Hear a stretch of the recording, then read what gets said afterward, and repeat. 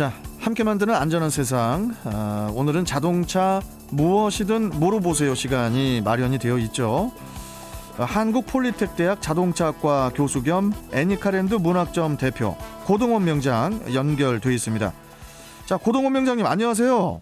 네, 안녕하세요. 예, 지금 저 명장님 쪽에 뭐 눈이 내리나요? 지금 아직 눈 안 내리나요? 눈이 아마 서울에 내리고 있습니다. 여기도요. 아마 내리고 있어요.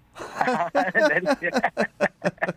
아니 이거 눈길 진짜 저 운전 조심하셔야 되거든요. 네, 예. 맞아요. 눈길이 엄청 힘들잖아요, 자체가요. 이게 날이 좀 이렇게 좀 포근할 때 조금 내리는 눈은 바로 도로에 내리자마자 그냥 녹아버리는데 예, 날이 추우면은 이게 눈이 내려가지고 녹으면서 얼어버리잖아요. 그렇죠. 예, 그래서 이게 눈길 이거 진짜 조심해야 되고. 예, 그리고 명장님 오늘도 질문이 좀 많이 들어와 있어서요. 예, 바로 좀 본론으로 들어가 보도록 하겠습니다. 예, 예. 2324님께서 주신 질문인데요. 명장님, 소나타 HG 차량입니다. 아이고, 2324님도 눈 관련 질문이네요. 어제 갑자기 눈이 내려서 초보자라 엄청 당황을 해서 눈길을 조심스럽게 달릴 수밖에 없었어요. 눈길을 주행하다가 브레이크를 밟으면 자동차 브레이크가 듣지를 않고 자동차 밑에서 부서지는 소리가 득득득 나면서 브레이크가 듣지를 않아서 너무 당황을 해서 식은땀이 쫙 나더라고요. 말로만 듣던 ABS가 작동하는 걸 운전하면서 처음 느꼈습니다. 그런데요, 지금은 도로에 눈도 없는데 유턴을 하면은 차 바닥에서 드드득 소리가 나요. 이게 무슨 문제가 있는 걸까요, 명장님? 이런 질문이거든요. 예. 예. 아마 저도 이제 현장에서 이제 정비를 하다 보면 예. 이런 고객들이 많이 찾아옵니다. 아, 그렇습니까? 예, 여름철에는 몰랐는데 겨울철 예. 눈이 와가지고 이제 브레이크 페달을 밟다 보면 밖에서 이제 브레이크 페달이 덜덜덜 떨리면서 드드드드 소리가 나겠지요. 예, 예. 이걸 고쳐달라고 오는 사람이 많았어요.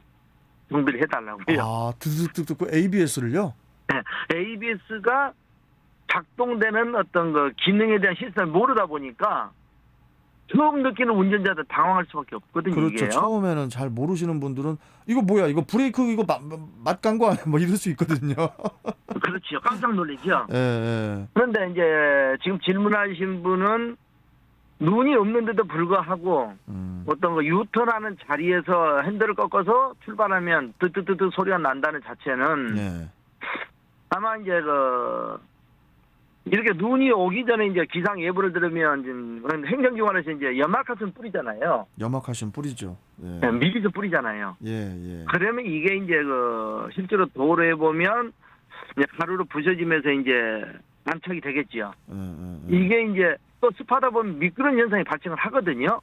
미끄러움 현상. 그렇지요. 그래서 이분 같은 경우는 도로 상황에 따라서 아마 미끄럼이 발생되다 보니까 예, 예, 예. 아마 밑에서 ABS가 제하는 것처럼 이제 LSD라고 그러거든요. 출발할 때는요. 아. LSD 이제 한쪽 바퀴가 슬립이 생기면 다른 쪽 바퀴가 구동을 하는 그런 시스템인데요.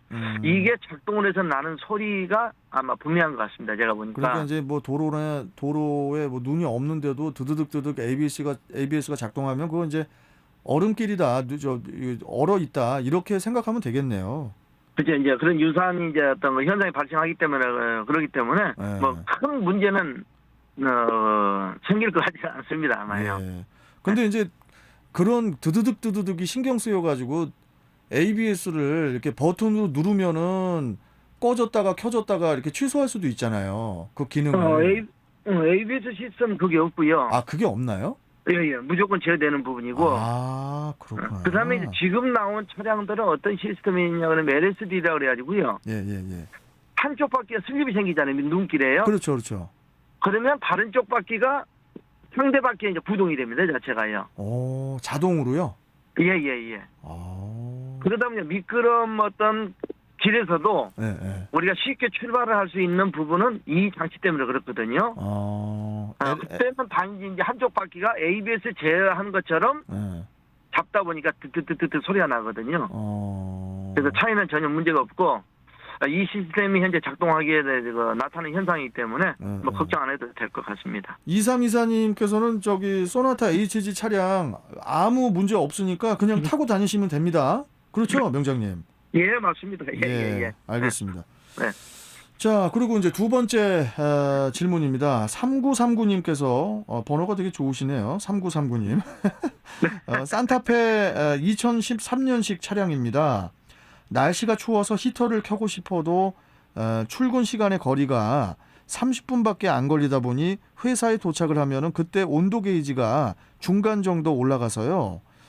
이때 히터를 켜면은 히터가 또 나와요. 주위의 얘기를 들어보니까 신문지로 앞을 가리면 온도가 빨리 올라간다고 하는데 이게 맞나요? 그리고 어디를 신문지로 가리라고 하는지 어느 부분을 가려야 되는 건가요? 이렇게 질문 주셨는데 신문지로 어디를 가리는 겁니까? 원장님. 지금 이제 산타페 2013년식 차량 우리가 이제 너무 이제 혹한게 날씨가 추우면 히터를 켜야 되잖아요. 예. 근데 어떻게 돼요? 우리 운전자들은 온도 게이지가 어느 정도 중간 정도 올라가야만이 길에서 따뜻한 바람이 나온다 하고 우리는 다 알고 있어요. 다 알고 있죠. 그렇게 네. 예열이 돼야 되는 걸로 알고 있죠. 그렇지요. 네. 엔진 온도가 뜨거우면 엔진 온도의 어떤 냉각수를 가지고 히터를 제어하기 때문에 이제 따뜻한 바람이 나오기 때문에 이제 그러는데요.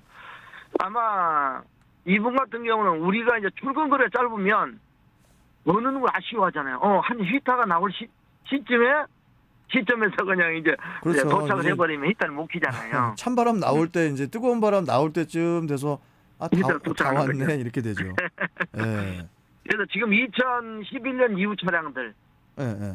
2011년 이후 차량들은 예. PTC라 그래가지고요. 예.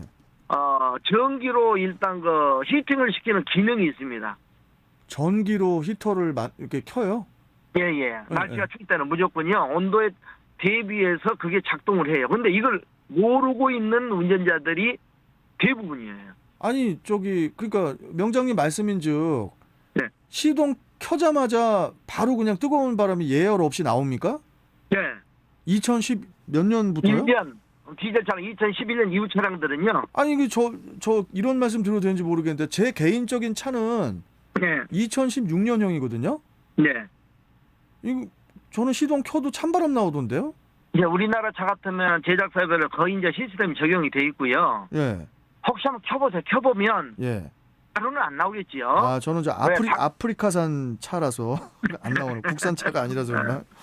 닥트를 거쳐서 나오면 닥트가 이제 차갑잖아요. 그러니까 한 키면 이 열이 이제 전달되니까 한 1, 2분 정도 있으면 따뜻한 바람이 나올 겁니다, 아마요. 그러면은 요즘에 말씀하시죠.